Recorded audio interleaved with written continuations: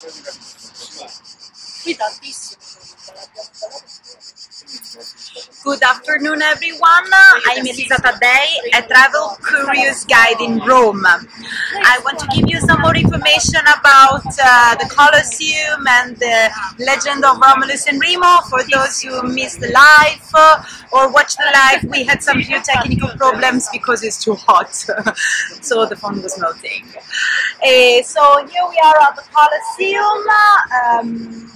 We were speaking about shows that took place inside the Coliseum. There were two kinds of shows, gladiators matches called the Monera and the animals huntings called the Venationes. So there were two different specializations for gladiators. Those who were specialized in fighting only against other gladiators, professional warriors, or those who were specialized in fighting only against animals. Which kind of animals? We are speaking about elephants, lions, gepards, but also wolves, deers, and they come from or north of Europe or Africa, in particular Egypt. It was really expensive to catch these animals and move them to Rome. They needed 2 days for that. Consider that the price of a lion back then was more than 2 million euros, so more expensive than an apartment at the Coliseum. Imagine the big investment they did. But shows in the Coliseum were for free, so why they did this big investment catching and moving animals to Rome? Because during the show, financed by the sponsor who paid to catch and move the animals to Rome, sponsors were able to sit down next to the emperor and advertise their activity before. So it was a kind of marketing system and really worked, because at the time of the emperor Trajan, more than 10,000 animals were killed in only 1 week. Poor them. Romans were paid bloody. And about the gladiators matches, Monera, there were two different kinds. First blood show and last blood show. First blood show means that there were 3 or 4 couples of gladiators fighting in the middle of the stage at the same time, but there were rules to follow and there was a referee checking rules. The beaten gladiator was able to ask the referee to stop for the match, waiting for the decision of the emperor. And if the emperor thumb was up, symbolized life. Thumb down, death. Sideways, let people to choose. Why? Because the reason why these matches were organized and paid by the emperor is to make people happy, was a way to manipulate the Roman society, to not let Roman think about the problems of Rome. So that's the reason why 100 days in a year were dedicated to shows in the Coliseum. Free shows for spectators, which were 60,000. The auditorium was divided in according to the social level from where they come from. Best seats were not on top, but they were closer to the stage. Not because everything was better visible, but because from there they were able to feel the smell of blood.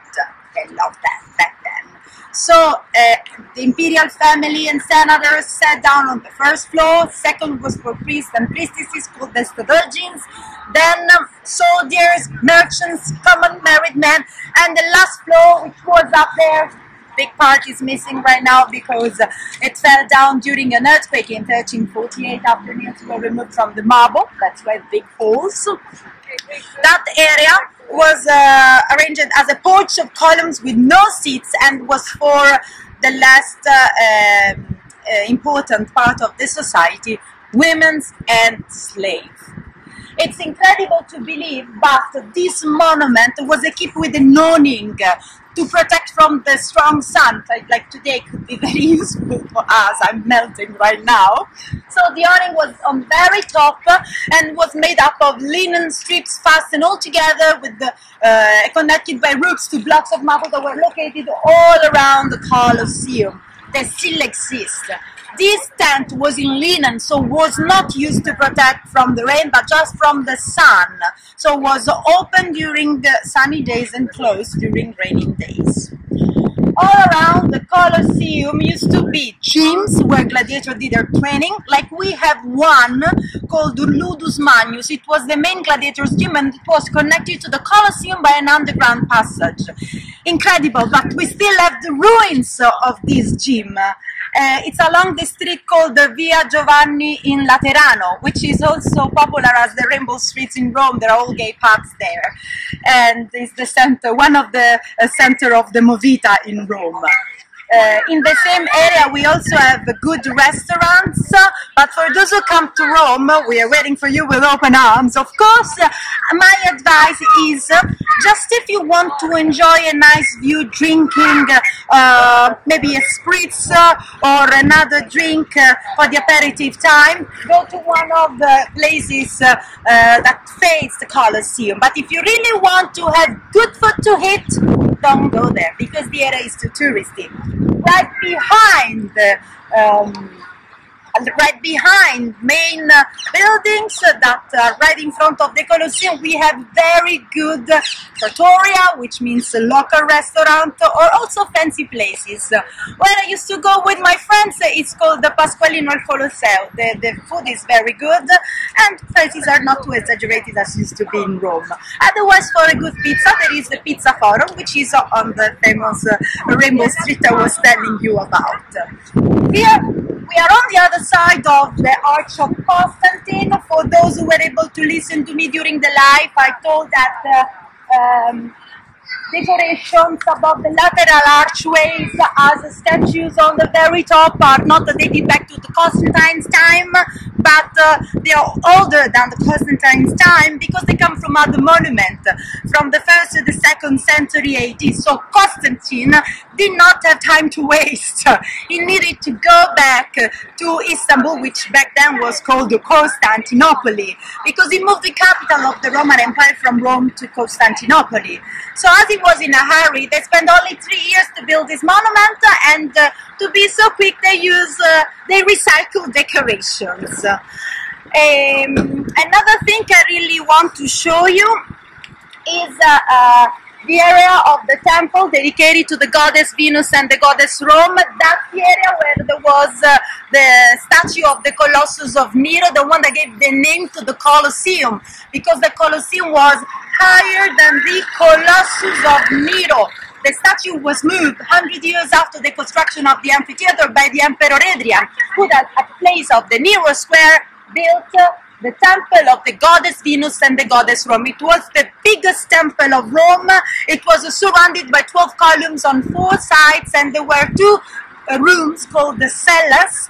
One oriented to the direction of the Coliseum. Inside there was the statue of Venus, the goddess of love, and right behind, but oriented to the other side, there was the temple of the cella dedicated to the goddess Rome.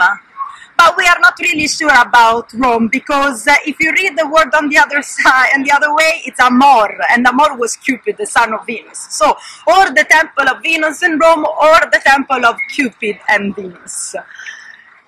But the great columns up there are still the original from the time of Nero, so they were recycled by the Emperor Hadrian. I told you, we don't waste anything in Rome, we always recycle.